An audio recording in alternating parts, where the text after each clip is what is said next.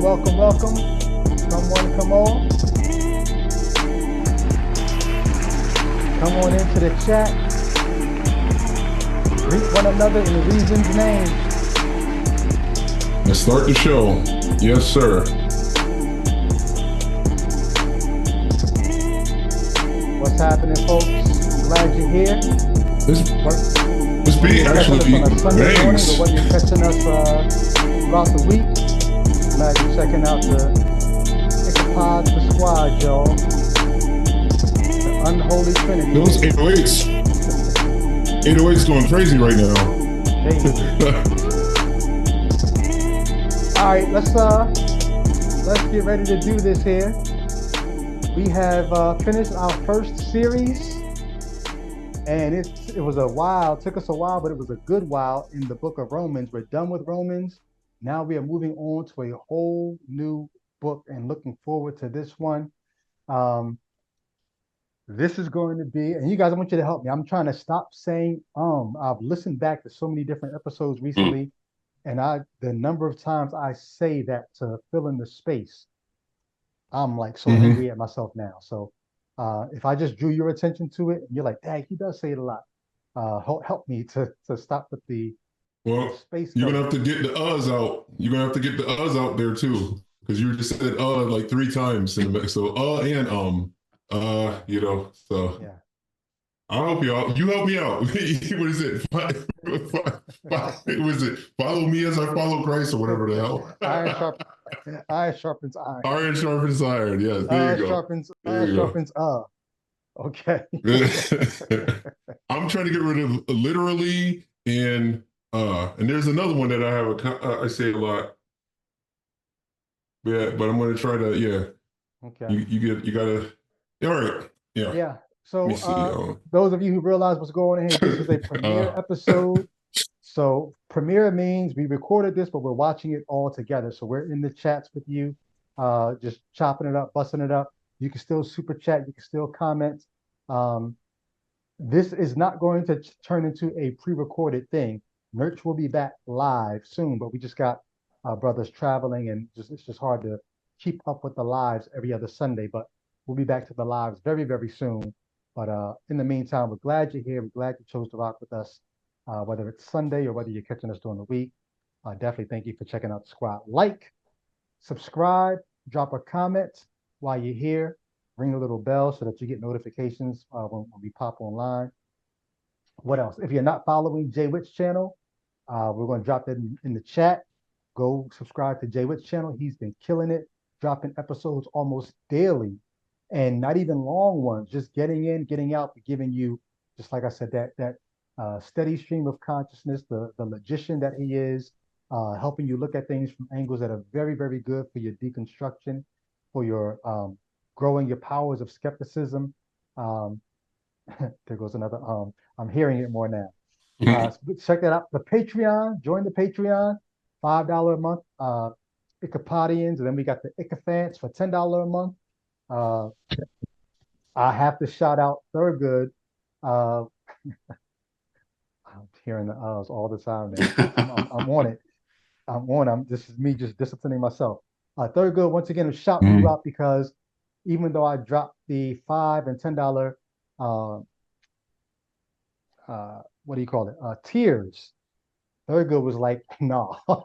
He came in on a whole other tier that just was like, bro, thank you so much. My trip to St. Louis, he came in and was like, yo, I don't even know if he was designating the funds, but I guess he just was like, hey, here's something he gave, and I'm just like, thank you for supporting. So appreciate you. Yes. Everybody else who supports. Go ahead and hit the Patreon up. That being said, Al, you want to give us any kind of greetings by way of where you are in the world right now? What's happening with you? Brady, one quick statement, Brady. You're going to have to slow it. They say when you want to get uhs and pauses out, you just have to slow it down. And you've been saying a lot, and since you say you want to stop, I'm just giving you a heads up. There you go. That's it. All right. You got to slow the thoughts down just a little pause. Well, you know what though? I know this about me, that I talk very fast anyway. And so just the slowing it down is something that I need to do in general. And the uhs Okay. come because as I'm talking so fast, I'm using the uhs. So you've heard me, Jay, talk to you about this when we talk offline. There are ways that we Hmm. speak to each other that Hmm. we sort of claim the space, like we claim the time. Like I'm still Real estate. talking. Yeah. Yeah. Yeah, even though I finished that thought, I'll throw a or something in there to just to claim, stick my flag in the ground. I still have the floor, and I'm Yeah. trying to. I gotta if I slow it down, I'll be able to fill that space with more meaningful phrases or words or whatever. But anyway, I was passing the Yeah. mic to Al just to greet us this morning. Well, yeah, just focusing a lot on the uhs, so it might now it might be really hard. But anyway, let's hope for the best.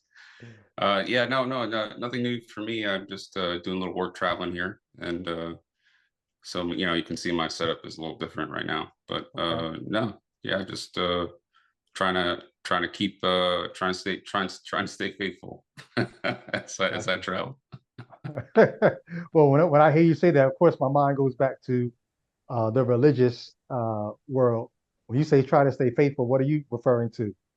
Or just the faithful in the sense of sticking to the objective and Mm, maybe not getting too wild in the okay. process. Yeah, Okay. something like that. Brothers, listening to you guys talk right now after Brady's opening statement about us, I'm beginning to wonder if we're saying anything on this pod other than us. I'm beginning to Yeah. wonder if there's anything but being said by us. We're That's we're our we're, Well, we're about to talk counter-apologetic about is somebody in the land of Uz. that is yeah, true. yeah. Yeah. Yeah, in the land of That's Oz, right? perfect. Perfect. Yeah. All right. They're like there is a God, and we're like, that's our that's our counter apologetic. It's like, So if we haven't given it away already, we are the book we're going through right now. We're going to be going through the book of Job for the next however long it takes. Stick around after this episode for some behind the scenes. We'll show you some of our deliberation process, talking about how we're going to go through the book of Job.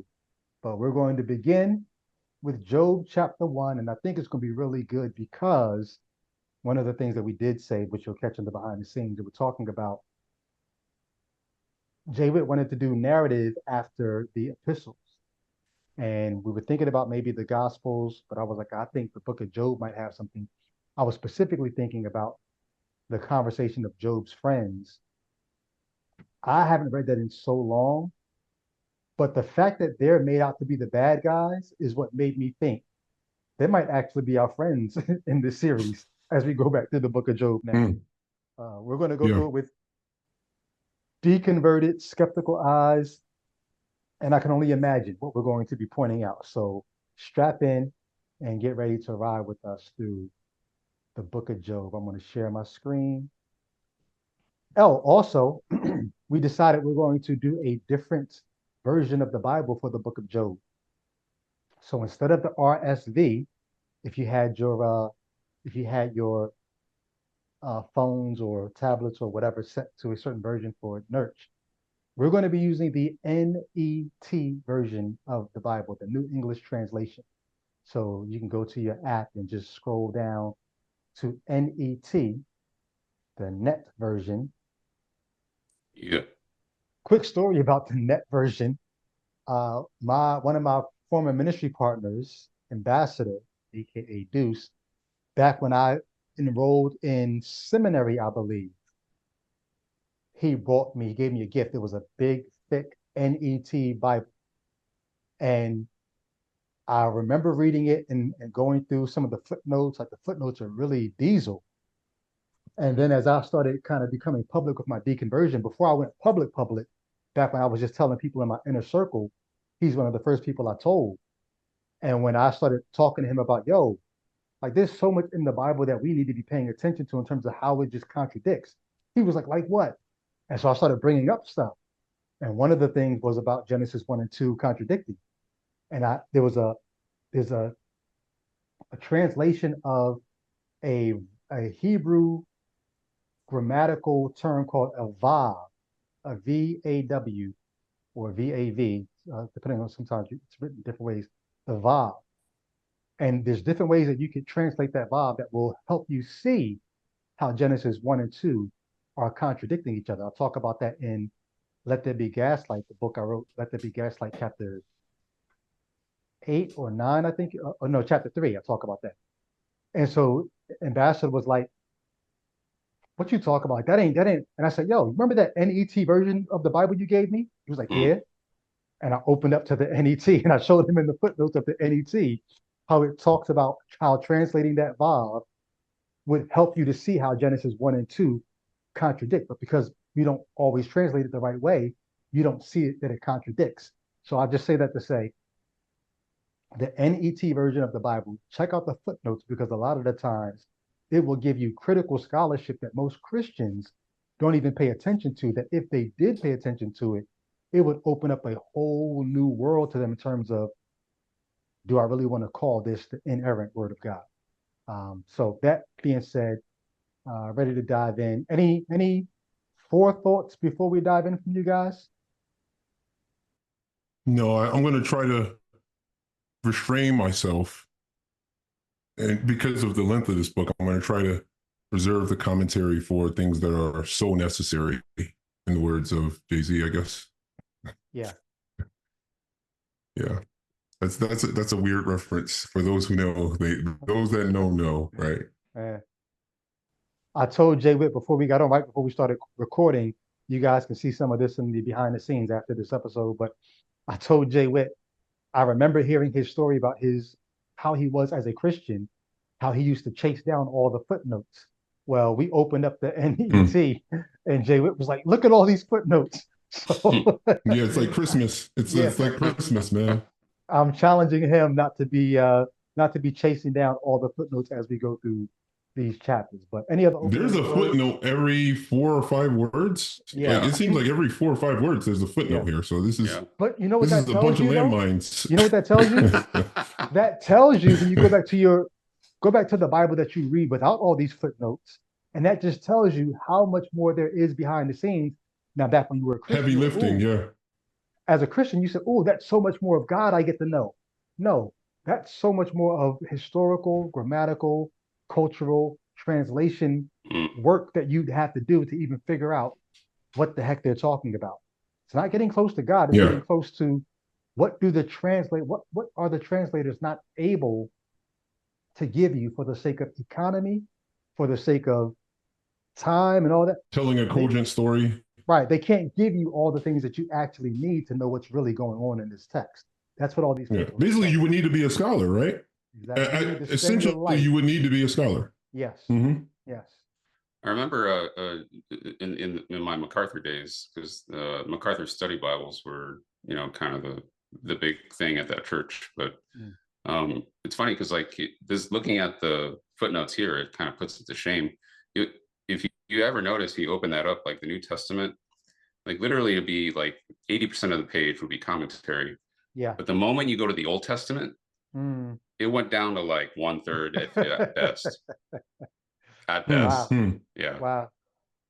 And now, as a believer, did that thrill you? Did that frighten you? Did you feel like you were getting closer to God? Did it make you say, who knew there was all this extra stuff I needed just to get that 1/3 of here's the Bible and then here's all the commentary under it? How did it hit you back then? Back then, I just interpreted that as MacArthur being more of a New Testament expert quotations than an Old Testament, because he rarely preached, or even when I was there, he didn't preach from the Old Testament that much. Okay. It was all new, but then I just thought, but reading the Old, I just thought like, okay, to me it made sense because it's like they're narratives, and so maybe there's not as much to say. But we're gonna see. We're gonna look for ourselves. Yeah. If he was a critical scholar, it would have been the opposite. Would have been, 3/4 would have been commentary in the Old Testament, and 1/4 would have been actual text. Yeah. It's funny. Our talk about commentary right now is kind of mirroring on the podcast what's going on in NET. We've got a lot of commentary on the commentary. Yeah. It's just funny. It's like, but I mean, it's important. This is necessary stuff for people to understand. If you're a person who's reading your text and you never bother, I never forget when I first started reading through the footnotes, I discovered there was kind of like a counter universe going on in the same text in front of me. Like, there was a lot missing out of what Great way to say it. Great way to say it. I can remember, since we're talking about this, I can remember the first reference and I don't want to say critical, but scholarly Bible that I got was a Schofield Study Bible. And there's probably people in the chat like, yo, I remember the Schofield Study Bible.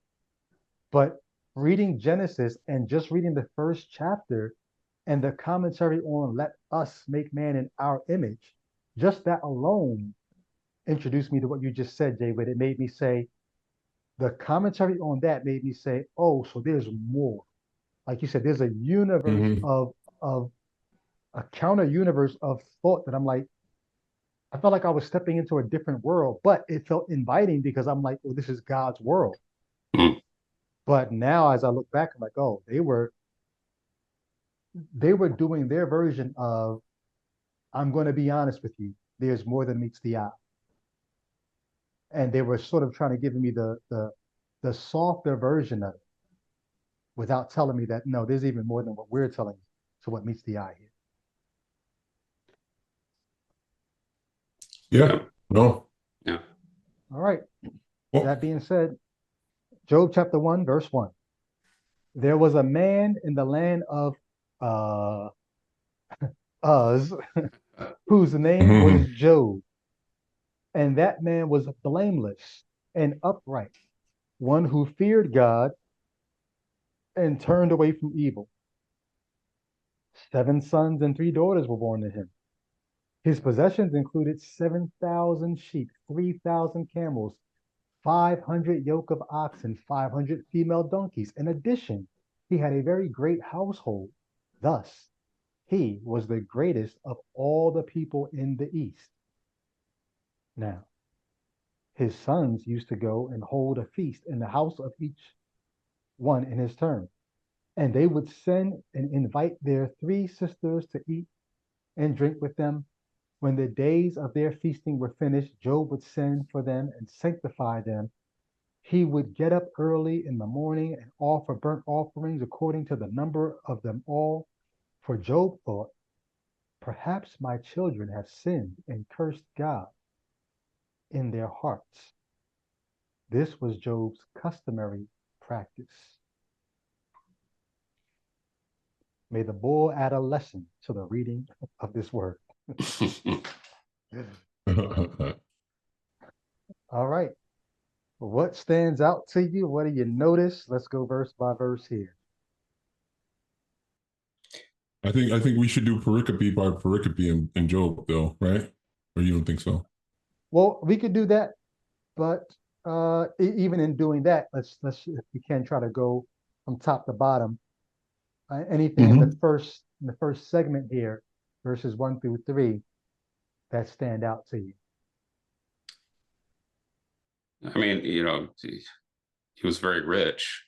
Thus, he was the greatest. I don't know. I mean, blameless and upright, but it's just kind of so generic. That actually stood out to me the most. You guys want to breeze by that, eh? One who feared that he was blameless and upright, one who feared God and turned away from evil. That's, to me, that I don't know. That's very important for what's about to happen. See, right from the gate, the author is basically letting you know this is the model man. This is whatever you're about to read. This person didn't deserve this. So you're going to hear us, if you're watching, you're going to hear us use the term ideology a lot, especially as I'm wondering, is this supposed to be a historical account, though? It reads similar to the fairy tales of old that, oh, yeah, for sure. the fairy tales you read when you were, because there's something, and this is my observation. They say he had 7,000 sheep and 3,000 camels. That's 10,000 animals. Then it says he has 500 yoke of oxen and 500 female donkeys. That's another 1,000. So they're just like, so what are the chances that the animals were even, and like you have 500 yoke of oxen and then 500 exactly donkeys.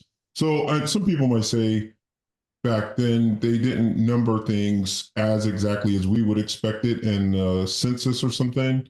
So that could be the case. I'm not sure what the apologists would say. Oh, they're giving you a roundabout, like a rounded number, but it's such an even number. It's like that's 10,000 animals, and then you have 1,000 here, so that's 11,000 animals. Like even, it seems to me that.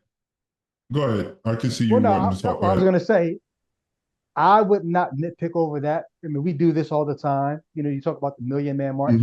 Was it really just 1 million? You know what I mean? Like the round numbers, I think I wouldn't nitpick over those. Though I do think you're right. I mean, it's.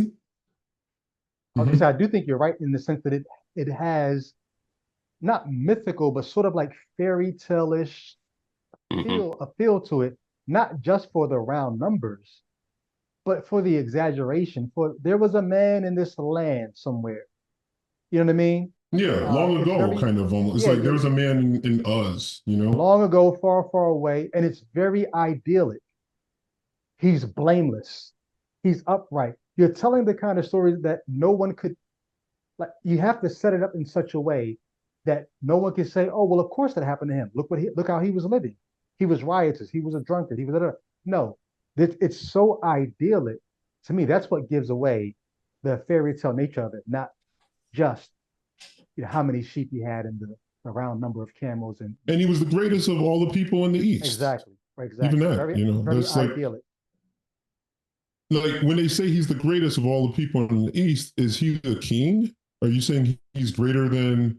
There's just something, he's greater than the king, or. Well, here's the thing. Here's the thing. If he was the greatest, you would think we would all know about him, such that you wouldn't have to tell me his story. But the fact that you have to tell me his story and then include he was the greatest. You have to introduce me, yeah. Right. How are you introducing me to the greatest? It's like, wait, you don't know who Michael Jordan is? Like, if he's the greatest, you're or Muhammad Ali. Right. You better yet, he's the greatest, right? Muhammad Ali. You don't have to introduce me to Muhammad Ali. He's he's by virtue of being the greatest and known for that, Those elements make me think this is a story that's being concocted to make a different point, not a historical account. But here's the thing. Go ahead. No, this was going to piggyback my initial statement, and it's just simple, and it's saying perhaps this story wasn't ever intended to be taken as being literally true. Well, that was my question. My question to you was that's just a thought. My question to you guys was going to be, as a Christian, Al, did you take this literally, or did you take it as a story to learn a lesson from? Yeah, I think I took it pretty. Yeah, I think I did take it pretty literally. Yeah, I mean, those events were historical. I mean, that was the assumption being made there. Okay. But but you don't towards up, like when you get to the end of I should say, like, sorry, that's the wrong expression. When you actually, like, I didn't take the time to take that apart, or in what sense was it historical? So I think reading this now, it's just kind of you get the sense, like the kind of fabrication that they're making about this is kind of lends itself to that kind of grandiose, storytelling or fairy tale, I guess, in some ways. Yeah.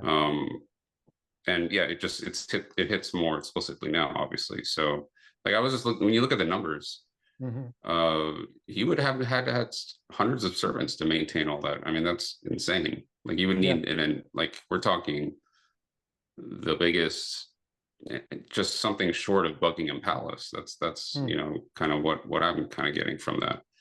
I mean, he would have been worth what today we would think he would have been a tech tycoon, basically. Yeah, Like he yeah, would have been like exactly. some sort of So crazy all of that man. is really to set up like what will happen, because he has a lot to lose, right? Exactly. I guess that's the implication.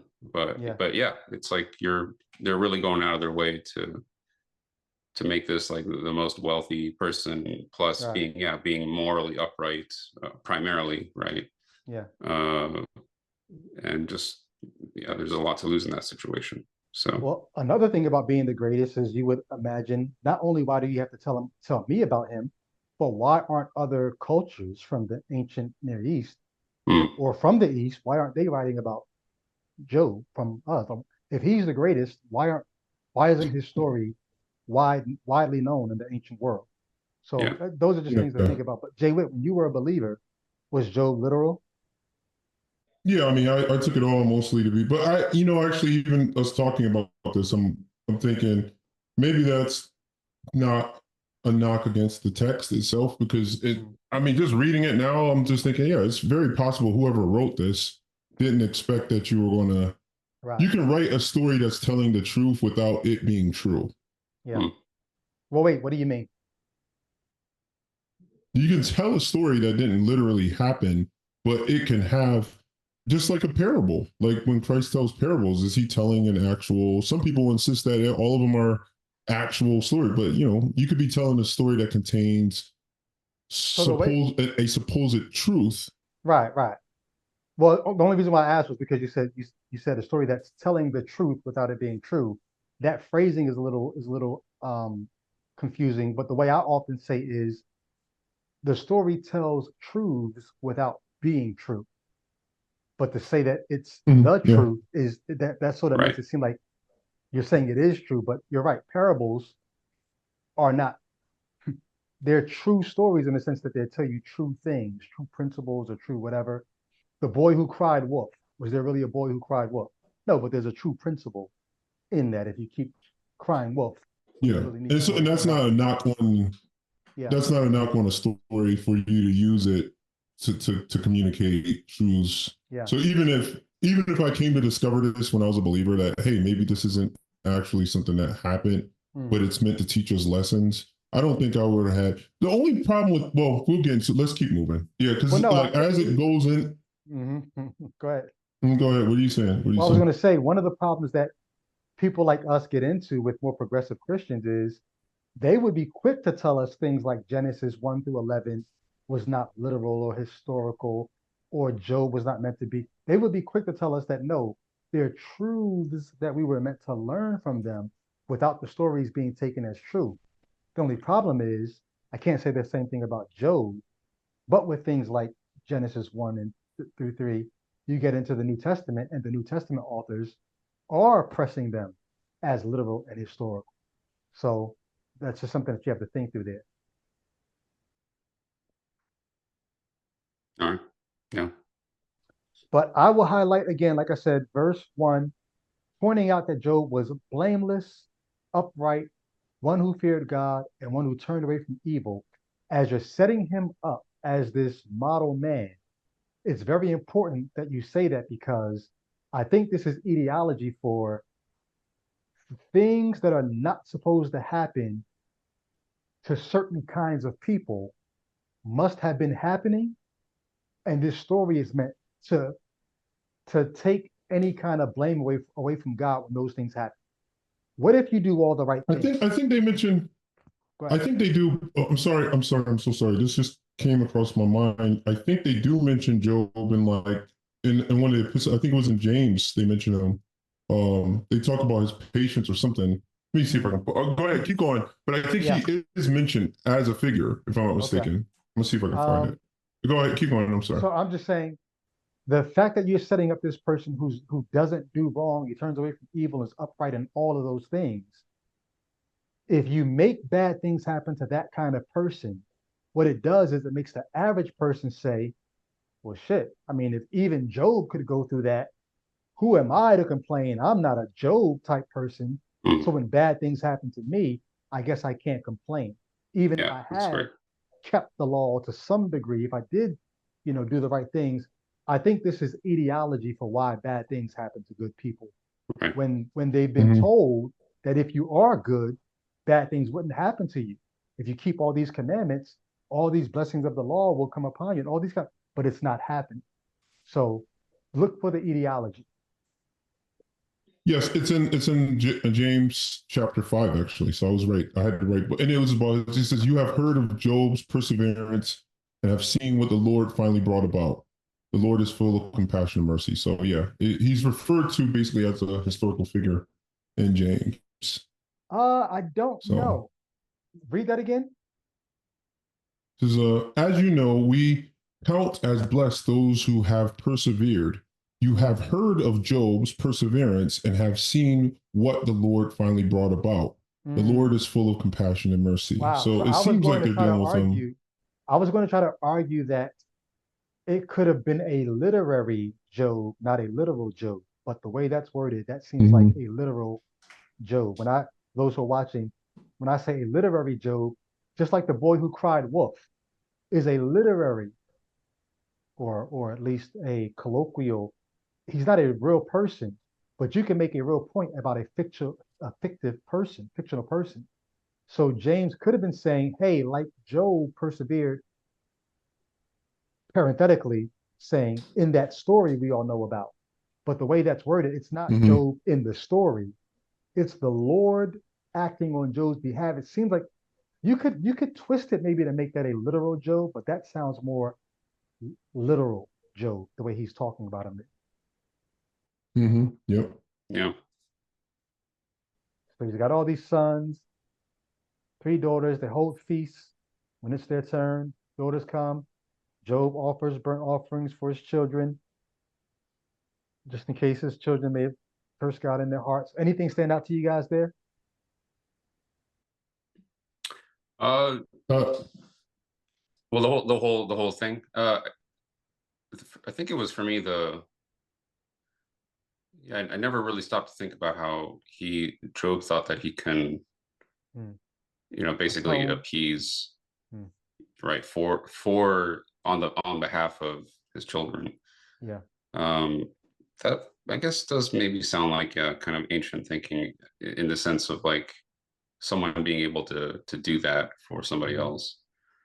Um, so moral and uprightness has it's just strange, it's antiquated, right? It's like this is not what we would think of blameless and upright necessarily Hmm. today, obviously, but it's also weird in the sense that the keys I don't know. I guess this is where the Christocentric thing would come in, and then they would Hmm. see Job as as a kind of Christ figure in this. Hmm. I didn't think about that.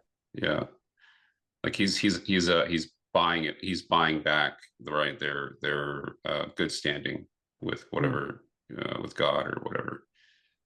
Wow. Um, it's like it sounds like he's gosh. This reminds me of that screenshot, that meme or whatever that Brady pulled up where he's like, "Lord, we repent of our Help us repent of our repentance," or repentance. Yeah.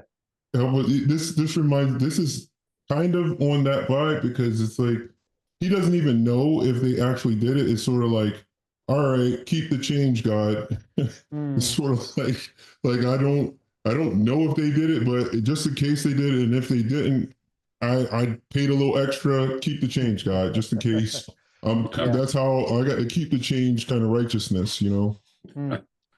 Well, what stood out to me is same part of that passage, but like you said, Al, the antiquated thinking, but also not really so antiquated because if you ever listen to any sociologists, even philosophers, social biologists talk about how human beings ended up with religion. And these kinds of religions where you're trying to appease a god, basically here you are down on this earth and you see all this motion and movement in the sky. You see stars shooting, you see suns shining, you see stars burning above. You don't know that they're necessarily burning, but you see them shining. Uh, you need rain from up there, or sometimes you need the rain to stop. There's thunder. Remember, we talked about this a long time ago on this channel. The word for thunder in Hebrew is the word kol, which is their word for voice, which tells you that they thought thunder was the voice of a god. So you got all these things happening that you can't control. So what do? You have to find a way to get the one who can control all that to be in good standing with you. And you want to be in good standing with the one who controls all that. If you're a polytheist, you think there are multiple gods controlling all that. There's a god of the rain, god of the sun. If you're monotheist, you think one God controls all that. But one thing you know for sure, you don't control all that. What can you do? You can create a system that allows you to feel like, even though you can't control all that, you can, in your own little relational way, you can control the gods who do control all that. And so you're making these sacrifices, and this is why I think this is pure ideology, because Job is doing all the things to appease the God who controls all these things, and yet all these things are still going to befall his house and his household. So Yeah. what do? Remember, we said this before. It's an ideology for when your ideology fails. Right. If your ideology is my God controls all these things, and as long as I'm living right by my God, I'm good. What happens when I'm not good? Well, now I need a story to explain that. It's also an a argument because he's superlatively good. He's not just a good guy. He's perfect. I mean, Yeah. I think in other translations they say they literally will. And I'll say I'm going to get away from literally. They will say he's perfect and upright. And so, if you're like you say, if you're anything less than perfect, which is everybody, including Job, if he existed, everybody's less than perfect. But by calling him perfect, you set the bar at a point where it can't go any higher. Yeah. So it's a fortiori argument, because if this stuff happens to him, although he's done everything you would have to do, as the women like to say, all of the things, if you did all of the things and then it still happens to you, then if it happens to him, then like you say, it's setting the table to say, from the argument from the greater to the lesser. If it happened to him, you shouldn't expect, if you don't get what he got, it's just mercy that you didn't get it, because it could happen to him, right? Yeah. So and I guess let's not forget he's blameless and upright because of his works. Yeah. Because of his deeds. Yeah. There is no justification here. Yeah, there is none. I mean, it doesn't work as an ideology if race. Come on, if they try to preach Christ into this, it kind of, the story falls apart, because the whole idea is this stuff is happening to him, and there is no actual explanation on the planet for why it's happening. It's not like he's done anything in his life. So if it's by grace that he is righteous, then when it starts happening, his friends would just be like, yeah, you kind of messed up, but you should be just glad you're not going to hell because of Christ's righteousness. But that's not what they say. They can't say that. And Job even tells them that later in the book. He's like, I haven't done any of it. Like, what are you talking about? All right, let's so yeah, that's an important point, Al. That's a really important point. All right. So justification isn't in all the Bible, I guess, right? We can all say amen to that. It's not there. Well, no, like this remember univocal. we covered this in Romans, right? Paul is lying on Abraham in Genesis 15 when he says justification by faith is there. No, it's not. Yeah. Right. All right. That's important, because I think a lot of Christians won't see that. They just can't. They've got such a, they got the kind of 3D glasses on where they can see justification anywhere, and it's like, it's not here, man. It's not there. Yeah. The story falls apart, actually. If you put justification here, you take out a major component of the story, which is the fact that Job had a certain kind of intrinsic righteousness. It wasn't given to him. He's not wearing the cloak of Christ's righteousous. He's wearing his own. Yeah. That's what the story's conveying. Yeah. And his children need to be covered. And he's covering his children. He's got some to spare. Yeah, he's covering his children with not blood, it's a burnt Yeah. offering. Right. Yes, it's a very, like you said, antiquated. There's a God up there that I have to appease, and if I could find a way to get this God to be happy, even my children, who may have displeased the God Hmm. because I did something By for them. just thinking something, Right. right? In Yeah. their hearts. He didn't even say they did it out. Yeah. Like, so this guy is apparently so inclined to be angry. He's like, yo, I'm gonna offer up just like a preemptive sacrifice. Mm. Like, I don't even know if he hasn't taken him aside and say, hey, did you actually send? No, preemptively, he's like, just in case they even had a thought. Right. That's how vengeful this guy is, you know. He Well, doesn't even need proof for evidence. Yeah, no. we're going to get to this God in a second. Matter of Yeah, fact, yeah. let's go. Now the day came when the sons of God came to present themselves before the Lord, and Satan also arrived among them.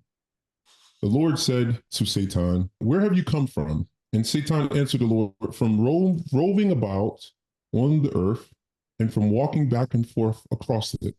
So the Lord said to Satan, have you considered my servant Job? There is no one like him on the earth, a blameless and upright man who fears God and turns away from evil.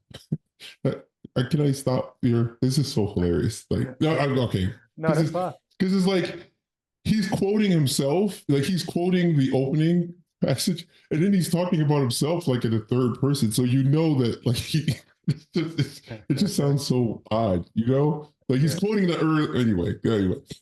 Then Satan answered the Lord, is it for nothing that Job fears God? Have you not made a hedge around him and his household and all that he has on every side? You have blessed the work of his hands, and his livestock have increased in the land. But extend your hand to strike everything he has, and he will no doubt curse you to your face.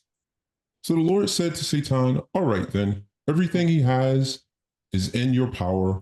Only do not extend your hand against the man himself. So Satan went out from the presence of the Lord. Oh my God. Something occurred to me that I never thought before. I had a few of those. What was one of yours? Satan's jealous of Job. Well, hold on. Before we get there, let's introduce Satan right. Sure. And let's see if what you're picking up is still worth putting down there. All right. So who is Satan?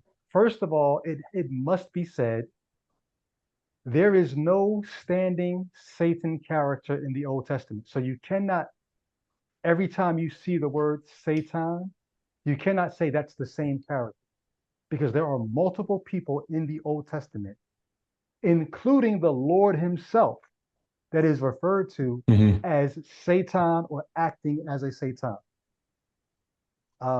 Satan simply means opposer, accuser, or one who stands against. And so when Balaam is going and the angel of the Lord stops I'm going to read a portion from my book, Let There Be Gaslight, where I talk about this, because I just think it's worth saying in a way that is poignant here. This is on page 194 of the Kindle version, at least. It says, the Hebrew term means adversary, accuser, one who opposes. In Numbers 22, verses 22, 32, the angel of the Lord became a Satan, i.e., one who opposes the prophet Balaam for doing the very thing that the angel of the Lord had previously commanded him to do.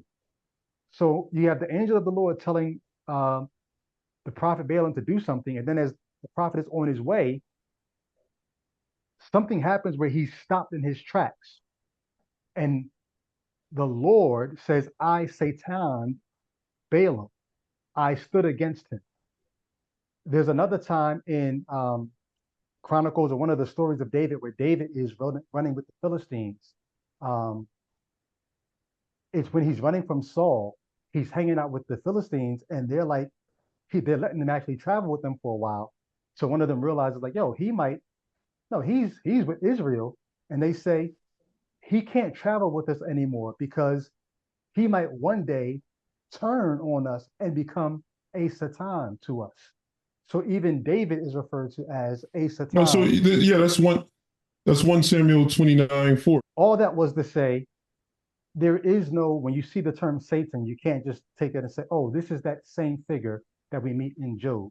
You see Yeah. Satan being used a bunch of Right. different people who stand against. And you don't see it being used for the serpent in Genesis 3. Yeah. You don't see Satan there Yeah. at all. Never.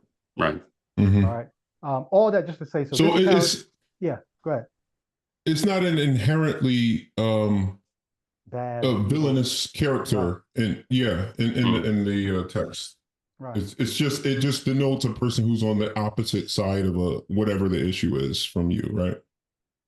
And it may not even be a bad or villainous person in this passage. So Okay. so here's the thing. When it says, now the day came when the sons of God came present themselves before the Lord, and Satan also arrived. He's chilling with the crew. He's been chilling with the crew. Right. So the the Yeah. the also could point to he wasn't supposed to be there, or it could be saying one of them who's always there Mm. acted as Was the an Satan in this? Yeah. exactly. Yeah. He acted as But an accuser in this situation. but there's something so casual about the way it's referenced. Like it's not True. announced as a kind of Right. contrast, or right. Like you It's like shouldn't be there. right. Matter of Mhm. fact, it wasn't even what are you doing here? It was where have you been? Like you should have been here. Exactly. Yeah. Well, the thing I noticed here, this is, I don't know, maybe to be assumed, but the way this story is written, you have some stories where they introduce every character to you. Mhm. And then there's stories where it assumes you know the story before the story. Yeah. So this story, the way it's written, it seems that they expect you to know a lot about this sort of ontological setup, or Mm. I often would use metaphysical before, but I've kind of backed away from that just because of the way it's being used. But the world is a certain place. You have sons of God, which is essentially gods or council, divine council. You have satans. You have people who can be. These are just things that are assumed, so they don't even introduce you. Well, hold on, Jay. Wait, let me just add to that. It would Mm, not really have been yeah. metaphysical for them because when you see sons of God in the Old Testament, Hmm. a lot of times Yeah. we don't even translate that right. We translate it as angels, or sometimes it's translated as sons of Israel. But most times when Hmm. you see sons of, and it's talking about beings that are higher than mankind, it's talking about, like you said, the divine council, but they would not even have called them angels. They would look up in the sky and they would see stars and they would think that the stars were the sons of El. So it's not even metaphysical. They really did give Hmm. physical properties to the sons of El. Mm. These Hmm. gods were stars in the sky. These were the sons of El. Yeah, and that makes, that brings to mind the imagery of Abram looking, Yahweh telling Abram to look up in the sky. He says, you see, that's going to be like your offspring is going to be as numerous. And if As you think mine. about it in light of that, it's like those are the sons of El or whatever in the skies. Right. Like just like I have, Yep. like a bunch of, anyway, that's just a whole other No. thought. It's a But great point because I thought something very similar, Jay Witt, in the beginning of the next pericope. I'll bring it back up when we get there, but just know I'm going to come back to what you just said about the stars and my sons yeah, versus your sons. Um, but no, just for the I'm benefit sorry. of the audience, just go ahead. Go ahead. Well, I was going to say it's not the next pericope. It's the way this pericope starts. I forgot to bring Hmm. this up, but let's look at it real quick. Let me pull up the screen and share the screen so you can see it. For whatever reason, it never jumped out to me before, but it jumped out to me today. Hmm. You just got finished looking at verse 4 and 5. You just got finished looking at Job's sons. Verse Hmm. 6, you end up looking at God's sons. So there seems Hmm. to be this very close connection to the man and his sons and God and God's sons. So the Mm. point you just made about Abraham, look up at the stars, your descendants are going to be just like mine. I think there's a clear way you can tie those together here. This even in this passage. Yeah, it's a kind of a parallel. Yeah. Yeah. Yep. Yep. And yep. Yeah. So you got this. Like I say, I just wanted to make sure that the audience understands, and they probably do by now. But you have a story that's being presented to you right off the back. Mm-hmm. There are just things being assumed about the way things are that you needn't presuppose, but they're being presented to a group of people. So this story is being presented. It's not being presented to a skeptical audience. It's being presented to an audience that already has bought into all of these things. So, they're weird, not. Jay Witt. That's weird. Because if this is being presented to an audience that's already familiar with the sons of God and the divine counsel and Satan and all these things, why do you not see this type action almost anywhere else in the Old Testament? This is what makes scholars say there's something about the book of Job that's a little disconnected, because you're right. This is presented as, come on, you guys know the divine counsel, you know this, how this setup works. But how would they know it? You don't see it anywhere else in their literature. Which makes you say, either this is a story borrowed from another culture that they're sticking their God's name into, right? Or there's some disconnect going on because you don't see this type of action anywhere else in the Old Testament. Yeah. I mean, one of the things that makes for decent movies or any story is the backstory. Sometimes when they're presenting you with the characters, just so you know, so it makes it more believable when you understand where people are coming from and how they become what they. And sometimes there'll be a story that actually. That's the other point. Sometimes movies will start off quite like this, but then in the I guess you could say the sequel or whatever, they will try to go back. Almost like a Superman's 1 and a Superman 2. Like you kind of got to go back and show us how he got to be. Otherwise he's just floating out there. But you know what though? Sometimes you write the prequel after the movie or the book has already been written. You give them backstories after people fall in love with the characters and they want to know what happened to John Wick before he was such and such, or what happened to, Jack Ryan before he was. You give them a whole backstory because you didn't know that their character was going to take off the way it did. So we don't really know what's happening with the Book of Job here. There's some people who think this was a very old book. Some people think it came later. But there's disconnect here is basically all I'm saying. And the Satan character is not a standing figure, but you're right, Al. He is now in this story, he's one of the boys. He belongs here. Where have you come from? But there's more that stands out here, I'm sure. That's why I made that connection. It's like he's just another bro or sis. I don't know, whatever, gender neutral if you want to do that. But he's and then he's like, Job, is that MF, like, okay, fine, you like him that much. Yeah, that was the so hold on. Let me introduce that part and let's see. I want you to pull up the jealousy piece that you see. One thing that stood out to me is, I don't know why I always forget this. The Satan did not say, unless we're meant to assume, what he was doing, unless this. So here's one thing you can say.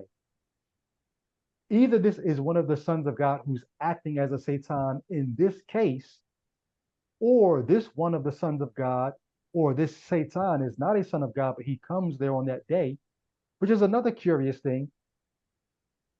Why is there a day in God's court? Like, I thought day and night was something that happened on the earth.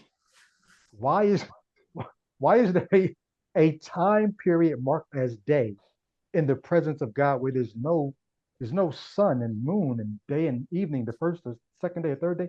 None of that's happening, but in God's presence in this story, there's daytime. And Earth's day is God's day. So there's a day when the sons of God come, and either the Satan was one of them or just showed up among them. I gotta give you guys one little bit of a comment here. Although Job is only mentioned in James, in the book of James by name, I believe he's referred to in 1 Peter 5, when he says, he talks about being sober-minded, and your adversary, the devil, is roaming about or prowling about like a lion, seeking whom he may devour. I think I think the giveaway is it's in 1 Peter 5. Let me pull it up. No, I'm saying, are you saying that connects to verse 7 here, where he's roving about on the earth? I believe, yes, I believe that what's going on there, because I think even adversary there has probably got some connection to Satan. Very likely. In the Hebrew. Possible. Mm-hmm. And then the whole prowling about or roaming about, like seeking who. Yeah. So it seems like in Peter, he fills this out more, because he doesn't say he's seeking somebody to devour here, but it seems like in Peter, he takes that. Yeah, so go ahead. I'm done with that. No, that's great. Maybe what's happening here is not what Peter added in terms of seeking to devour. Maybe what the Satan is doing is roving, seeking someone to accuse or someone to oppose. And since the God character here, the Lord, the covenant name is being used here, Yahweh, says to Satan, "Where have you come from?" And all the Satan says is from roving about on the earth, from walking back and forth across it. And maybe the assumption here that the people in this culture know is he's walking back and forth looking for someone to accuse, which is weird, because let me pull it back up on the screen so you guys can just see it and maybe just be appalled by it. If you know that there's an accusatory person walking back and forth on the earth, looking for someone to point the finger at and accuse or oppose, why would you say what the Lord says here in verse 8? Hey, have you considered my servant Job? Like, what the actual fuck? If this Satan character is walking around on the earth and can't find anyone to accuse, why not protect your man Job? Like, couldn't find anybody? Oh, well, better luck next time. Why say, oh, you haven't looked hard enough? It does sound like it sounds like he's like, he knows he's considering people, and he's like, yo, well, apparently it's odd, because he's supposed to be the most successful person in the East. So how'd you miss that guy? Like, you're roaming to and fro in the earth, and you happen to miss like the richest guy in the East. Like, how the hell did not that just happen? the richest, not just the richest, but the most upright. Well, no, but so you know what? No, no, Satan's he's got an answer. The reason why he missed him is because Job has no reason to blaspheme or curse God yet. So he would miss him because, Job's not going to curse God while he's got everything going for him. That's why this all needs to be set up. But so I'm mad at Yahweh here. No, we got to stop here, though. We have to stop here just briefly. Like, what the hell kind of scheme is this for life, where it's just like, all right, you got these players on the planet, and then you got these cosmic beings that are just like, all right, which one, like, they're being called up for arraignment, essentially, like, which one's on the docket for us to kind of like fucking ruin their lives with boils or whatever the hell, like you know what I'm saying? Like, it is a pretty sick scheme. It's just like, all right, you got all of humanity down here, and remember, this isn't the time, like, we're watching this looking at computers and stuff. This is a pre-internet age where, you know, most people didn't have 1,000 animals that they owned. They were living in dust and, you know, just sort of making a living, a daily, you know, give us this day our daily bread. And you got these comfortable plush. It reminds me a lot of the tech tycoons now, like, where it's like, you know, it almost on some let them eat cake, right? You remember the chick in France, you know? Yeah. Oh, they didn't have bread. Let them eat cake. This reminds me of that kind of thing, where it's like, you got these cosmic, rich, comfortable beings sitting back. All right, who can we ruin their life more than it's already? Because he's like, oh, of course he's all right, because he's the richest guy, and you got a hedge around him. But let's find one of the poor guys to like make their lives even more shitty, you know? I don't know. That's just it's just a really cynical. It's a horrible. Well, this is why I would think believers would rush to tell this story as non-literal, as opposed to trying to take it literal. Because if you make it non-literal and you make it just a literary teaching tool, that God's Yeah. sovereign and sometimes bad things happen to good people. If you do that, no, because even in that, you still have to find a way to justify why is the story being told this way. Even if this is just a literary thing, like why Hmm. would you literarily make your God out to be such a dick as to sick Satan on someone who doesn't deserve to be fucked with like this? So even to make this a Hmm. literary thing, it's still kind of a shitty story to tell about your God, even if it's not true. And notice the other thing is notice that curse God seems to be the big, and actually in Hebrew, by the way, I remember this from my days as a Christian. It doesn't say curse God. It says bless because they consider the idea of even putting those two words next to each other, curse Yahweh or whatever, that was sacrilegious to have the word there. So they would say bless God instead, but it's interpreted. I'm sure if you click on it, it would in the footnotes, it would let Well, you know that that's let's see. bless. Let's see, because the Mm-hmm. NET I remember is that from pretty back in the decent with the day. footnotes. The Hebrew Mm-hmm. word barak, which means to bless, here is a Mm-hmm. case There you where the go. writer or scribe has substituted the word curse with the word bless to avoid having the expression curse God. Wow. For similar euphemisms in Yeah. the ancient world, CKA, so you got scholarship, you can go to see here. See, I remember that from years ago. It's And crazy. hold I on, let still me just remember say, that. they're Crazy. referring you to Kenneth Kitchen here, K.A. Kitchen. That's Kenneth Kitchen, who's a conservative, trustworthy. I think he's an Egyptologist. Um, but Mm-hmm. he's an Old Testament guy too. This is a Christian who's telling you. So your English Bibles that tell you that we don't want to curse God here. The word, as Jay Witt said, and as the NET says in the footnotes here, is actually bless God, but they didn't write that. So your English Bibles are once again not telling you things that you would know if you had the Yeah. Hebrew text in front of you. This is It's so like funny. This is Barack, so but superstitious. it it's Barack, but they had to contextually interpret it because it wouldn't make sense if it was like bless he blessed then he would bless you or whatever and they could tell from the context that he didn't mean bless you, obviously Yeah, meant the opposite. So yeah. that's yeah, but it's And just let insane. me That pull it shows you back up the and show for people who may be wondering. Okay, it said bless there. It was supposed to say blessed there. What about where Satan is challenging Job? Is it supposed to say blessed there as well? And we're just Yeah, saying yes, we're supposed to say blessed there well as well. But let's just see the commentary for you so that you know. gosh, Down this is so here, superstitious. verse 11. But extend your hand and strike everything he has, and he will no doubt. Let's see what the commentary says. Survey says. Uh, bless you to face does it get into it? rock.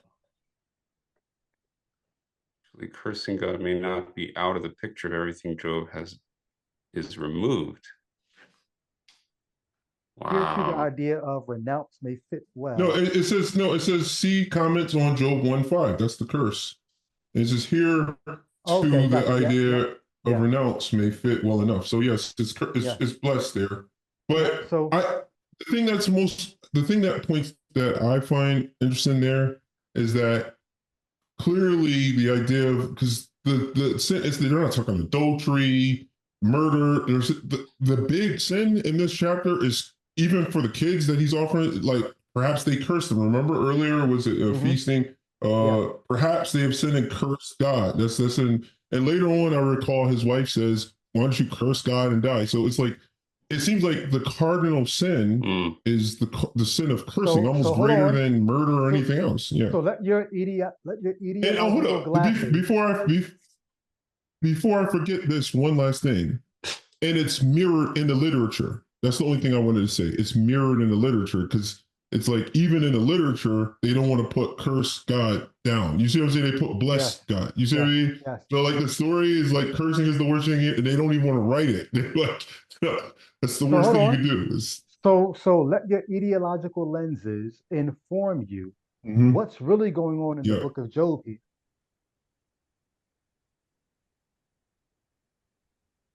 It seems to me what they're really doing here is they're trying to fortify their lifestyle. They're trying to fortify your conduct against cursing God. Whatever you do, this is the one thing you cannot do, is curse God.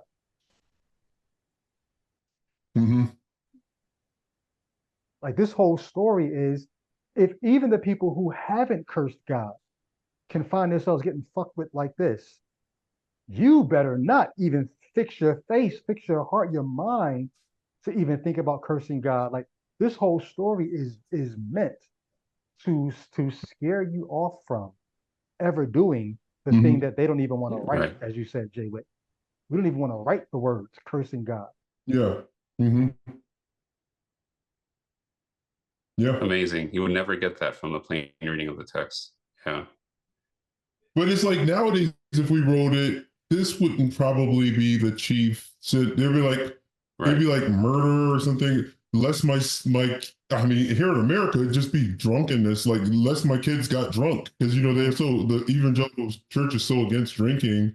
The last thing on their mind is whether or not they use the swear, curse God, whatever that even means in this context. Yeah. But apparently the mother. Go ahead. Apparently she thought if you curse God, you could die, right? Because she said, why don't you curse God and die? So well, hold on, let's wait before we get there, because she's in the next, she's in chapter 2, I think, right? We'll see. We'll see. We'll see. Right. So there's one more thing in this little part. Verse 11, Satan says to Yahweh, but extend your hand and strike everything he has, and he will no doubt curse you to your face. Look what happens. Verse 12. So the Lord said to Satan, all right then, everything he has is in your power. Do not extend your hand against the man himself. So Satan went out from the presence of the Lord. Remember we talked about this during the episode where we did the RICO, brought Yahweh up on RICO charges. Satan says to Yahweh, extend your hand and strike him, touch him. Yahweh says, fine, you go do it. Is Satan the extension of Yahweh's hand? Yahweh doesn't say, I'm not going to touch him, you do it. Yahweh says, fine. To the idea of Yahweh, extend your hand and touch him. Yahweh says, okay, go do it. Satan in this story is the extension of Yahweh's arm. Am I not seeing that right there? What do you think?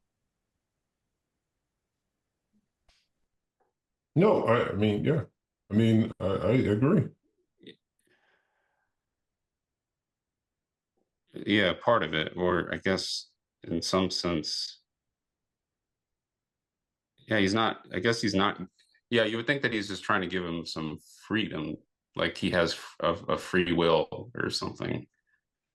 Like I'm not saying it is, I'm just saying that it can be construed that way, but that probably wouldn't make sense from an ancient perspective, like the way an ancient idea was. Right. That's a great point. In the eyes of the ancient, does Yahweh have plausible deniability to say, I didn't do it, Satan did it? Or in the ancient mind, is this as good as Yahweh did it? Satan challenged Yahweh to do it. Yahweh said, okay, and then Satan went and did it. Yeah, in fact, he actually tells I don't know, he tells him what not to do directly. Right. So go ahead, when he says, have you not made a hedge around him and his household? I think the implication is God has divided the world up into plots of land, and certain things he's like, you can't touch. So it's the idea is here, it seems the idea is that by God's permission, things can happen. If he doesn't give the permission, it can't happen. So, I mean, but in fact, Satan doesn't just say remove your hedge or draw your hand back from protecting him. Satan says extend your hand toward him. Mm-hmm. Does that change what you're saying there, Jay? Like it's not. Well, no, I think what he says in verse 12, he says, only do not extend your hand against the man himself. So I think there the implication is that you can extend your hand on everything but him, which he goes on what to I'm do. saying is what I'm saying though is you talk about the hedge that's around Job is Yahweh's doing. But Satan is not just telling Yahweh to draw back from Job. He's telling Yahweh to move toward him violently. Yeah.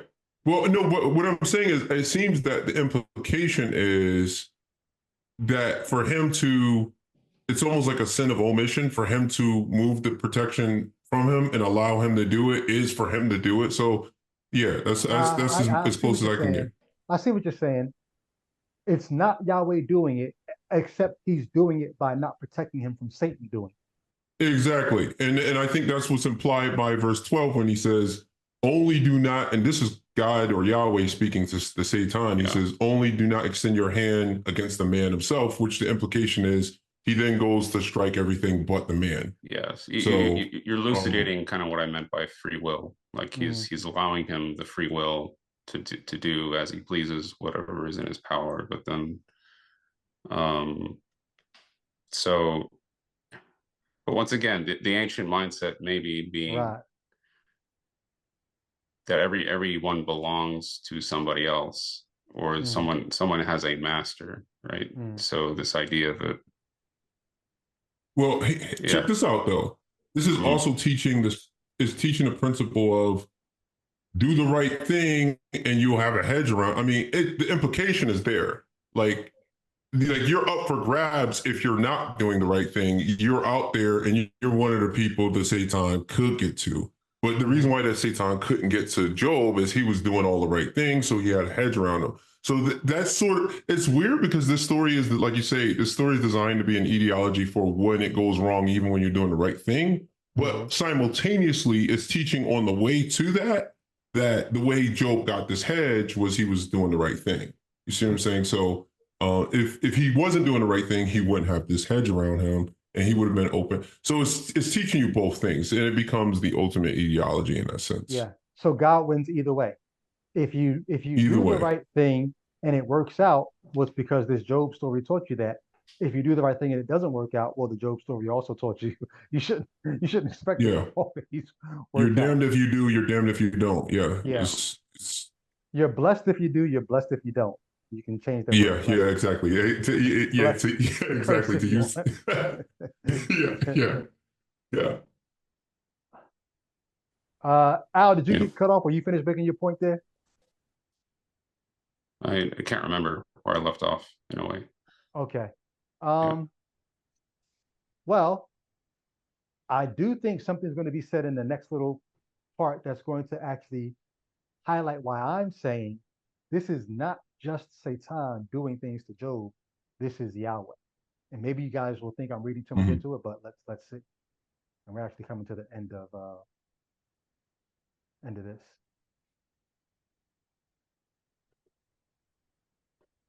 I didn't mention this actually. I'm sorry, but it's interesting how he lists the children, the sons and daughters, along with its. We don't think of them as property the way it's just such a foreign world, you know? So when they're listing his assets, it's like, okay, what's this guy's net worth? Okay, he has 7 sons and 3 daughters. It's like normally in our world, that's not something we list in our assets, you know, but obviously this is an agrarian society where that actually matters, the amount of offspring you can have, you know? So that's incidental. And that's why when he attacks them, it's it's not just what we think of relationally as sons and daughters. It's like, no, he's attacking his assets. Like, His wealth. like Yeah, that. his wealth. When we looked at the ledger of his wealth, that was the first thing that they named is his 7 sons and 3 daughters in the ledger of his wealth. You know. Verse 13. Now the day came. I think there's something poetic happening here. There's a day when the sons of God were getting together. Now the day came when Job's sons and daughters were getting together, um, eating and drinking wine in their oldest brother's house. And a messenger came to Job saying, the oxen were plowing, the donkeys were grazing beside them, and the Sabaeans swooped down and carried them all away. And they killed the servants with the sword. And I, only I, escaped to tell you. While this one was still speaking, another messenger arrived and said, the fire of God has fallen from heaven. So this is why I say, is this just the Satan? Because the fire of God is fallen from heaven. Does Satan have control over that? And burned up the sheep and the servants. It has consumed them. And I, only I alone, escaped to tell you. This is one of those things that we could say, this shows the literary nature of this. This is not something that really happens. This doesn't happen where everybody comes and says and ends their speech the same way. While this one was still speaking, another messenger arrived and said, the Chaldeans formed 3 bands and made a raid on the camels and carried them all away. And they killed the servants with the sword. And I, only I alone, escaped to tell you. Like if you're hearing this story, you understand the storytell nature of this repetition. This is not how real life happens. While this one was still speaking, another messenger arrived and said, your sons and daughters were eating and drinking wine in their oldest brother's house, and suddenly a great wind swept across the wilderness and struck the 4 corners of the house, and it fell on the young people, and they died, and I, only I alone, escaped to tell you. Let's stop there before we read the last these verses. Thoughts? Well, I'm just looking because I know we have the element of wind and fire, and then we have the sword. I'm just thinking. I mean, it literally comes out of like a magical story tale. I mean, if fairy tale or like, I guess you could say it's something like a Norse myth story or Lord of the Rings. I guess I don't know. It's kind of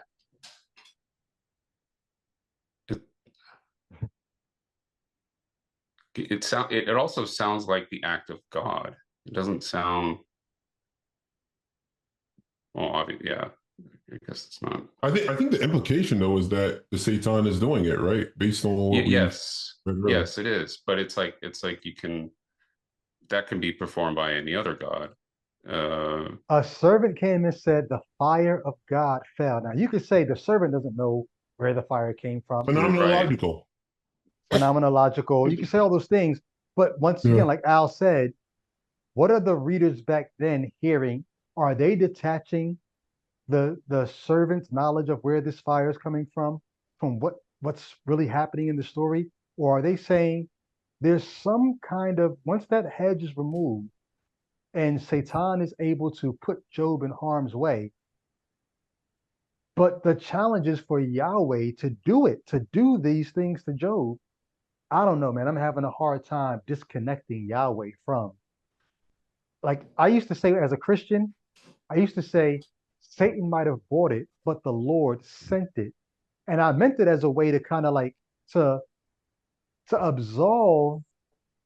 I meant it as a way to show God was sovereign over it all. So he allowed it for his own purposes. And I saw that as a glorious thing. But even then I was still copying to the fact that, but God was sovereign or God was in charge. Well, yes. Well, I was immediately thinking when they said the fire of God came from heaven that it was Mhm. lightning, and I just clicked on the footnote and it says the fire of God would refer to lightning. Hmm. The Septuagint simply has fire. The first blow came from the enemies, the second from heaven, which might have confused Job more as to the cause of his troubles, Mm. to use the divine, or the use of the divine, I should say. That's what it says there. But yeah, they said the Septuagint for here only just has fire, and they say according to 1 Kings 18:38 and 2 Kings 1:12 that that translation could equally be lightning. So that I don't know. This hopefully I don't know if that elucidates things just a little, but Mm. yeah, it's possible that that's just a term they use for lightning, Mm. and it makes Mm. sense given that not it's being spoken. I don't know. You know, Well, it's well, like a natural phenomenon. Like if you wanna remove Yahweh's hand from this would give this would give some steam, some fuel in the tank for Christians today who want to blame Satan when natural disasters happen. If Satan Mhm. has charge over these things, If Well, I this is mean, we haven't. I was going to say, if this is Yahweh or Adonai, he was, I guess, uh, the god of the weather, right? The god of the storm. so So, there for people who are wondering what that's about, there is some evidence that Yahweh might have been a storm god, but right. in earnest, a lot of that evidence that Yahweh was once a storm god is because the Hebrew Bible takes the epithets of the god Baal, who was a storm god, and they apply the attributes and the epithets of Baal to Yahweh. So Yahweh looks like a storm god primarily because he's stealing Baal's titles and Baal's consorts and Baal's Okay. henchmen. That's why Yahweh looks a lot like a storm god. But I'm just saying that it could support your kind of idea, right, Hmm. Brady, your thesis, because he's using these storm, what would be associated if that assumption is correct Right. that we're making. Wind and fire from heaven and all Hmm. that. Yeah. Right. And yeah, he would be an Well, arm to Yahweh. Mm. the Satan. It's just important that we don't import new like American evangelical ideas of the Satan onto this. Like, Mm. remember we cleared that up earlier that the Satan here is just a person or yeah, a person that we could say here Right. acting as an adversary who's actually part of some sort of council. He's pretty much a god himself, you know. Hmm. So that's the other thing. So he may be a lesser god than Mm. Yahweh in the text, but he himself is also a god. But no, And but you so see what I'm yes, saying? I'm not trying to say that this story is necessarily teaching that, but we, even as believers, we used to pick on other Christians who would say, "Oh, the devil did this. Oh, that earthquake, that was Satan." Da da da. But if you look at this and you detach Yahweh from the fire that fell or the winds that blew, if you detach Yahweh from it, then you have to say, "Oh, so Satan can do those things. Hmm. A yeah. Well, I Satan mean, can do those things." Doesn't Paul call God, Satan the God of this God of this world? world. And Yeah. Hmm. I mean, Satan, for all intents and purposes, is a demigod. He doesn't have all the powers of Yahweh or Jesus or whatever, but he definitely has supernatural powers, and he's able to, according to 2 Peter, he's roaming about the earth, like how Yeah, but this is the he's only traveling. place if Satan's responsible for these natural disasters here, this is the only place I think Mhm. where you see the Satan character, any of the Satan characters, the devil, any of that, doing anything with natural disasters, unless Yeah. I'm mistaken. Yeah. Yeah.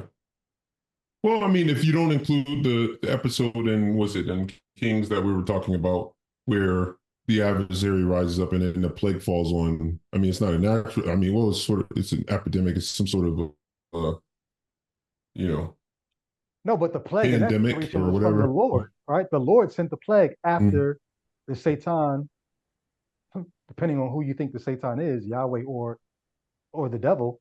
Uh, after the people are numbered in the census, Insights, yeah, insights the on Lord the. sends the plague. That plague is from the Lord, not the devil, as it were. Yeah, I'm thinking it from the viewpoint of people would be identifying with Job. They would be identifying with those characters on the ground, and their perception of, yeah, if a certain event occurred, they would associate it with a god or a demigod. Deity. Yeah, Yeah. a unique one. So But that's I the think they only. would have to. I'm really trying to drill into what you're talking about there, Al, in terms of how they would have seen it. I really think that they would have seen anything that any of the sons of God do as the action of the like Elion is the one who's in charge of Okay. the B'nai Elohim, the Mm-hmm. sons of God. Mm-hmm. So I don't think they would have detached the Satan character from Yahweh's working and like blame Satan. I think they would have seen Yeah, that. well, I mean, Let me just finish we this point. needn't speculate it because okay. Well, the only part I was going to say is, spoiler alert, after chapter 2, Satan does not even come back up in the book. Mm. So I think for the reader, they would not have done what we would do, look at Satan as the bad guy here. Yahweh is the act. I think Yahweh is the chief actor with the storms, the death, and everything that we see. I think it's Yahweh who's behind all this, not Satan. Yeah, well, I mean, it's clear from Job's own words when he says the Lord gives, the Lord takes away. That's how Job saw it too in this text in chapter 1, because he doesn't talk about the Satan. He's like, he's what is it? The Lord gives, and the Lord takes away. Maybe I'm doing all this for me because for so long I tried to get Yahweh off the hook and make Satan more culpable for what's going on here. Right. But as I'm looking at this now, I'm like, I don't see that anymore. I see Yahweh as the one not just behind it, like I'm allowing it. I see Yahweh's hand extending toward Job. And I think the ancients saw that too. Yeah. Which is it's a whole different way for me to see this part of this book. Yeah. Even just the way he's like, may the name of the Lord be blessed is, this is total fairy tale stuff because he does the exact opposite of cursing him. It's like his statement after I'm going ahead. Yeah, let me. Well, but it's like, yeah. So after all that back to back to back to back bad news, the worst news, then Job got up and tore his robe and shaved his head and then threw himself down with his face to the ground.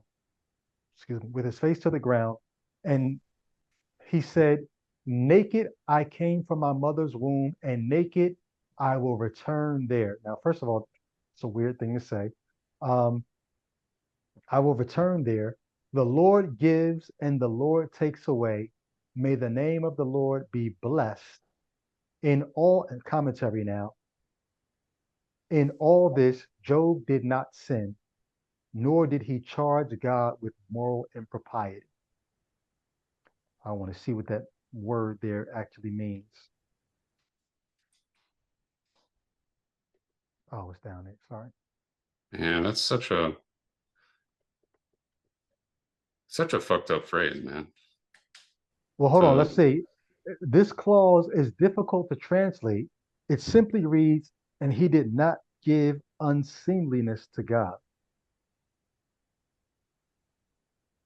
The word could mean unsavoriness, unseemliness, in a moral sense. Yeah.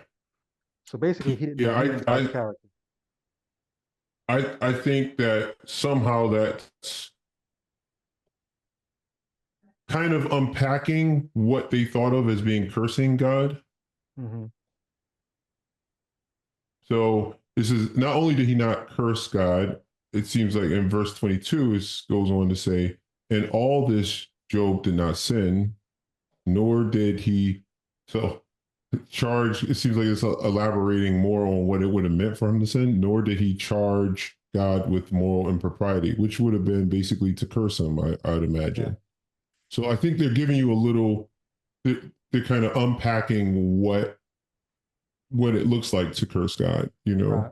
practically. How What how would you it look say like? you said that's such a fucked up thing. What do you exactly mean? Uh, the Lord gives and the Lord takes away, Oh, yeah. and then the phrase after it. It's when you attach it with the phrase after it. Hold on. Uh, may the name of the Lord be blessed. That what you talking about? Hmm. Say more about that. Like, I think I know what you're saying, but I want to. Yeah, it's this. So just think about from his perspective, he's completely decimated emotionally, and Mm, then so he's become, uh, in a manner of speaking, bipolar. I mean, what I mean by that is that he's swung all the way to the end on the other side. So, and then what he's doing is he's swinging right back up. mm, So it's this constant, like, when you swing all the way down, you gotta find a way to swing yourself all the way up again. mm. Interesting. And then it becomes a very convoluted, just fucked up, uh, Hmm. thing. There's no balance. Or maybe it's trying to bring balance in a odd way. I don't know about balance as much as But just trying to bring this weird version of rectitude, like what it looks like to be right. yeah, right. It's trying to teach you a lesson in that. It's trying to Yeah. teach you, like, this is what you have to, in the face of any suffering, or Here's the. especially at the first moment it comes, right? Yeah. That's where it's fucked up. It's like it doesn't even give you time to process. Mm. Like that has to be the first reaction. Well, no, the first reaction is a form of grief, right? He tears his clothes, he falls to the ground, he shaves his Right. head.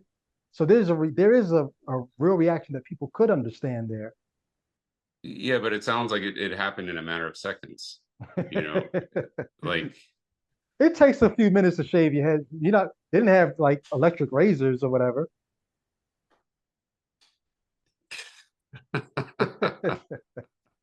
it's a fun, Brady. Yeah. So I no, okay, you're right. Okay, well, we'll give it a few hours. I don't know, whatever. But when you mourn for someone, grieve it. You Mhm. know, it should be one of those social smaller, just like a social event where people do it together, and then it takes days back in these times. Maybe even weeks if you're someone rich like this. Mm. So then it just creates this weird, Yeah. what the There's a joke. A comedian tells It's this like, joke. I'll Mhm. let you write in, Jay. But there's a comedian who tells this joke about, in the African community, African American community. He's got his mother, or I don't know, somebody used to often say, "Here's what you're not going to do. What you're not going to do is be running in and out of my house. What you're not going to do is stand in front of the refrigerator with the door. What you're not going to do is." It's almost like this whole passage is meant to say, "Here's what you're not going to do. Like the worst yeah, thing can happen to you, but yeah. what you're not going to do is curse God. You can Yeah. mourn, you can da da da, but what you're not going to do, like that can't be one of your real reactions to the worst thing that can happen to you." And my response to that would be, well, why should you? Like it's like this idea of, right, this the book of Job in this cautionary way is trying to give you that the ought in this Yeah. scenario. And I think possibility, potentiality, and be, you can do this, Mm, you know that's a completely different way of thinking, you mm, know so I believe this passage is attempting to induce a pious Stockholm syndrome. right, mm. yeah, yeah, This passage is turning Yahweh into an abuser. There's no other way to. I mean, he yeah, is the abuser, and he's he's intentionally inciting Stockholm syndrome in his victim. He wants the victim to have these feelings. Go ahead. I'm sorry. Yeah, so it's connected to this idea, because the fact that he says the Lord has given and now he takes away, I mean, that alludes to Job's understanding that he is pulling the strings. Mm-hmm. Yeah. So, but then he follows it up with, blessed be the name of the Lord. yeah, like So, it's right. like, So I love this guy. He's hurting me. I love him. You know, that's textbook Stockholm syndrome yeah, stuff. yeah, That's what that is. exactly. So it's this, like, this kind of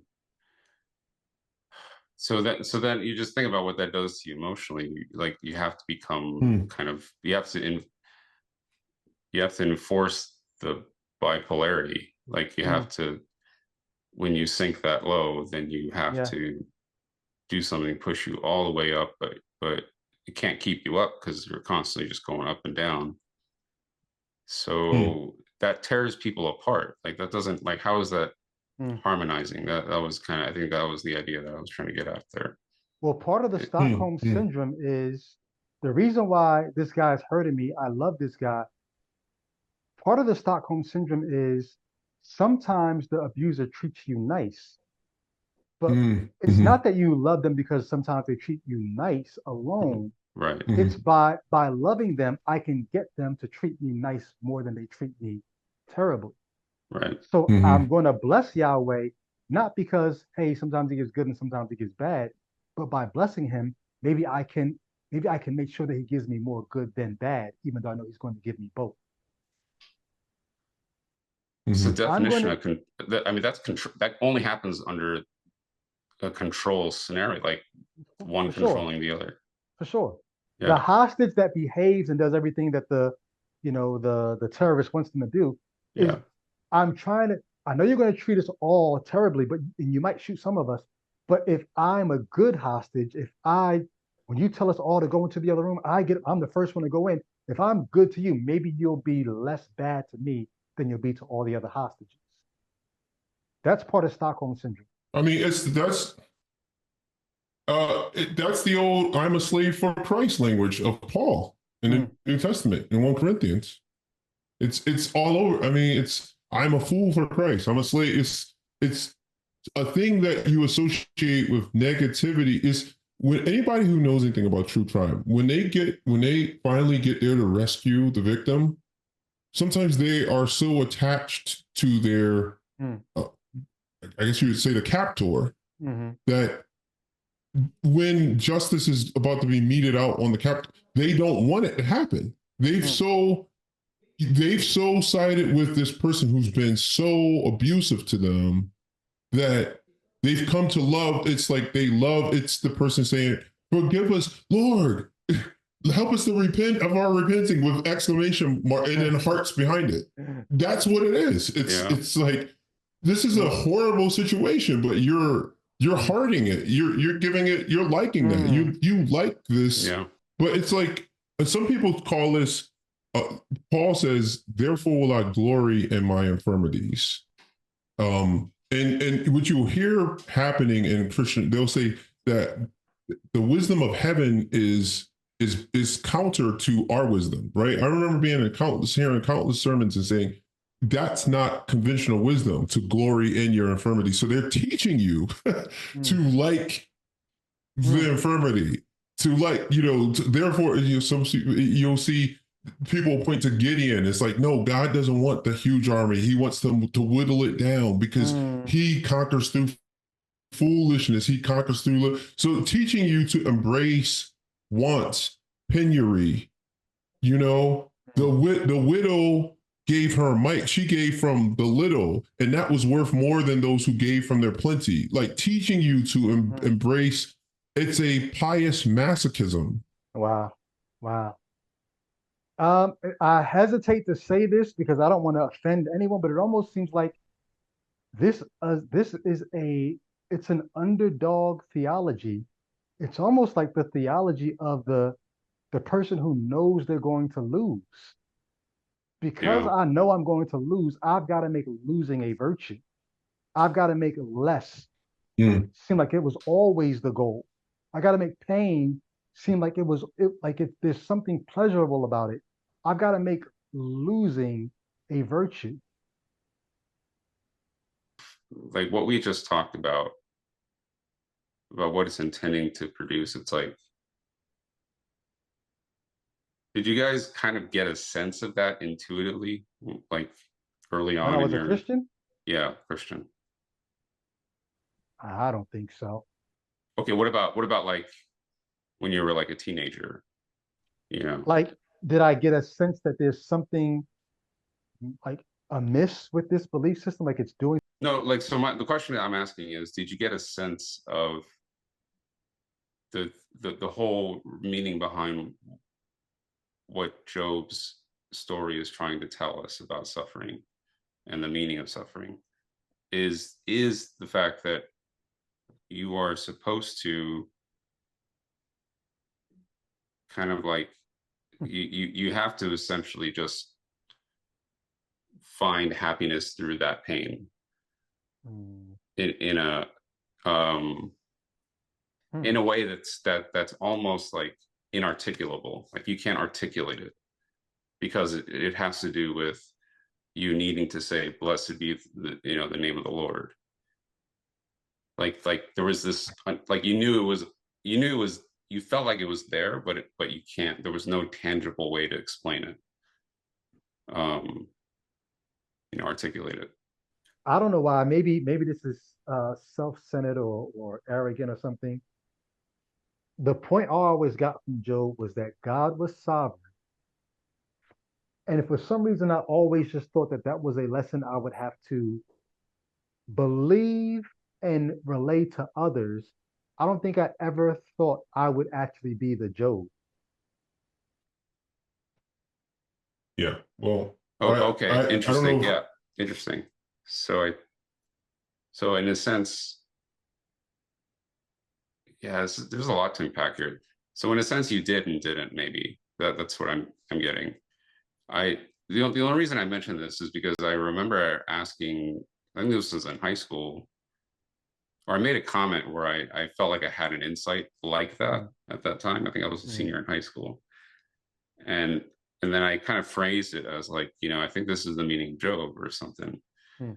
And then my Bible study teacher turned to me and he was like, he kind of chuckled and he's like, haha, you really think you know the meaning of Job? Hmm, hmm, Yeah. hmm. And all I'm saying is I think the connection I'm making there is like, well, I don't think Christians want to admit what it really means. Mm, Like to really, really, in a sense, articulate it down to what it does to you in the most visceral sense. And mm. what Yeah. they will accept though is how Job reacted. They Yeah. accept the fact that that's crystal clear, that's what you ought to do. But Mm, then because they're not allowed to think further than that, mm, it's almost like they're confounded. mm. I'm not saying that all Yeah. Christians are that way, but I think Yeah. I have a feeling that people when Christians tell you or think that no one has really answered the question of suffering in that sense, I think that's very telling of what could be going on, Mm. in some of those people. So I, go ahead. I'm sorry. I think the thing I'm thinking, and I'll be quick, is basically, I don't know, some of you guys are probably familiar with the book Great Expectations by Charles Dickens. Yeah. It's one of his great works. I would call this ungreat expectations because, in a sense, the idea is, basically lower your expectations Mhm. here of what you expect in Mm. life from Yahweh. Just like if you lower your expectations, you'll be happy because at the end he says something essentially is, I came in naked, I'm going out Wait, naked. hold Well, on. that's Jay, a Jay, wait. that's a given. Jay, Mhm. are you saying lower expectations because you're assuming that the reader will look at this and be like, yeah, so I can't be in that scenario. It's highly unlikely And I don't want to be the one having to say what Job said. So Well, I mean, therefore, that's one way avoid to that think of it. situation at all. You know what I mean? It's like it's almost a But case it's against like being rich or something. if it's like if it can happen to Job, Right. then whatever my expectations are of life, like make them ungreat, like make Yeah. them something that, you know, whatever, Well, you know, life is a shit show. It's totally random. right. Just as random as the Satan coming up to God and being like, and him Yeah. making a literal bet with, I said I'm going to stay away from literal. Him making a bet with Yahweh, you know, that's totally random. And then you get a shit life from it. But at the end of the day, you know, you came in naked, you go out. So that's the least amount of expectation you can have out of your life. The fact that you came in naked and you're going to go back to the earth naked. I mean, you can't, it doesn't, that's Well, ground no, but level, see, here's literally. the thing. You Even if know? this had never happened to Job, that statement would still be true. So what you end up realizing is like all you're doing is these are the kinds of stories you have to tell once you begin personifying nature. Once you begin trying to give life and coincidence and the universe and all these things, once you begin trying to make them a personal being, you've got to begin to tell grand stories to account for all the different things that can happen in a life. There will be highs But, and there will be but, lows. But but when I say you come out of the earth, you come from the earth, you're going back there naked. I mean it so literal. Obviously, it's going to happen regardless. But the idea is you can't expect anything from life except right, but that I'm anything on top of that is to not be expected. And then that makes you okay with the dirt. That makes mhm, you okay with having nothing, quite literally nothing, like mm, except for the fact that you're going back into the earth naked, so that even the clothes you're wearing, mm, it's kind of funny because if you compare Job's statement there with Christ talking about God clothing the lilies of the field and taking care of, mm, like it's like how does what Job says here, you take that and then you pull up Christ saying that you mm, shouldn't worry about what you're going to eat because God provides for animals like what they're going to eat, and he clothes plants that are not even sentient, so you shouldn't worry about what you're going to wear. But it's like, according to Job, I probably need to be worried about everything because, you know, he doesn't mm, always take care of, you know what I mean? It's just mm, interesting to see those things in tandem, like to take yeah, that one passage and put it right next to this. Be funny to like read them mm, next to each other and say, well, what can you take from this? Do you take any comfort from Christ telling you that he clothes the lily of the field when you read this in Job? mm. This is what Dan McClellan means, by the way, when he talks about the non-univocality of the text of the scriptures. Mm. Like Well, they're not all saying the same thing. but they one, they can't all say the same thing because you have different people writing at different times about different things, trying to communicate different points. But this is the beauty of something like a Bible, because, Mm-hmm. like I said, once you personify life, all that can and will Mm-hmm. happen, you're going to need to tell so many different stories to account for all the things that can, might, and will happen. And your stories, they will not align because life doesn't align sometimes. There's all kinds of things that will happen to you in this life. You can't tell a you can't tell a streamlined story of what a God is doing in human history because so many different things have happened. Yeah. It'd be like trying to tie all the different religions together and make one God out of it. That sort of is what's happening in the Mm-hmm. Bible. And the Yeah. fact that Yeah. you Yeah. can't do that is because you've got all these different people trying to make sense of all the happenstance in life. Mm-hmm. You're not You going to know, be able to make the other thing I see is irony here is that while Job is acting with integrity, Yahweh is acting improperly. Like, I don't know why the fuck nobody just doesn't say it. It's like he didn't charge him, but yeah, Job, you're sinless. In fact, you're trying to cover your kids' sins. But what is Yahweh doing here? mm, Like, if you did this to somebody, if you went and did a bunch of dirt to somebody for no reason, that would be improper. So if you actually look at it, he's acting like the character that we think God. He's the one that's being gracious and generous and trying to do, he's doing all the things that you expect. There are some commentaries that would say that's actually the point, is that Job was right and Yahweh was not in all of this. So Absolutely. The contrast is crazy. As we go further. Let's wrap it there, fellas. This has been a nice, good introduction into the book of Job. But we got more coming. You guys go ahead and enjoy the rest of yours. Thank you guys for rocking with us. We appreciate all the comments, all the likes. Subscribe, like I said, to J-Wit's channel. Subscribe here if you're not subscribed. If you want to support, check the Patreon. The link is in the description of the video and the channel. Drop a super chat. We appreciate all those. And we'll catch you next time. Peace.